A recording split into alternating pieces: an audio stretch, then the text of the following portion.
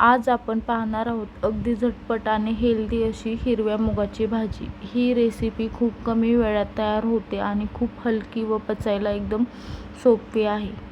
Recipe करायला एकदम सोपी आणि साधी। सर्वात आधी कढईमध्ये 1 वाटी हिरवं मूग घेऊयात। ते छान हलकं ब्राऊन होईपर्यंत भाजून घेऊयात। मूग भाजून घेतले की ते पटकन शिजले जाते आणि चवही खूप छान लागते। त्यानंतर भाजून घेतलेले मूग कुकरमध्ये टाकून घेऊयात आणि स्वच्छ 2 पाण्याने मूग धुवून घेऊयात। मूग स्वच्छ धुवून घेतले की त्यामध्ये 2 ग्लास पाणी टाकून घेऊयात आणि कुकरच्या 5-6 शिट्ट्या करून घेऊयात।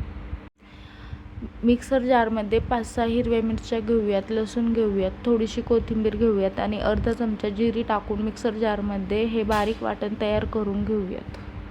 आपण शिजवून घेतलेल्या मुगामध्ये 2 चमचे बेसन पीठ टाकून घेऊयात आणि ते 2-3 मिनिटं एका दिशेने पेटवून घेऊयात, जेणेकरून त्या बेसनाच्या त्यामध्ये गाठी राहू नयेत।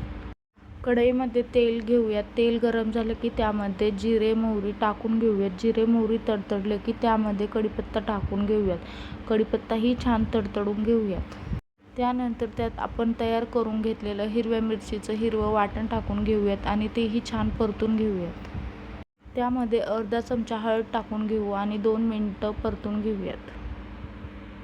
वाटण छान तेल सुटेपर्यंत परतलं गेलं की त्यामध्ये आपण शिजवून घेतलेलं मूग टाकून घेऊ आणि पुन्हा एकदा सर्व साहित्य मिक्स करून घेऊयात। भाजीमध्ये 1 वाटी पाणी टाकून घेऊयात आणि 1 चमचा मीठ टाकून घेऊयात। मीठ टाकल्यानंतर भाजी पुन्हा एकदा मिक्स करून घेऊ आणि 5-6 मिनिटांसाठी भाजी उकळून घेऊयात। भाजी उकळल्यानंतर पुन्हा एकदा भाजी मिक्स करून घेऊ आणि गॅस बंद करूयात। तयार आहे आपली हिरव्या मुगाची भाजी। वरून थोडीशी कोथिंबीर टाकून घेऊयात आणि पुन्हा मिक्स करून घेऊ। तुम्ही ही भाजी भात, भाकरी, पोळी कशासोबतही खाऊ शकता। ही भाजी करायला एकदम सोपी आणि खायला एकदम चविष्ट लागते। तुम्हीही नक्की ट्राय करा। ही रेसिपी करायला एकदम सोपी आणि साधी।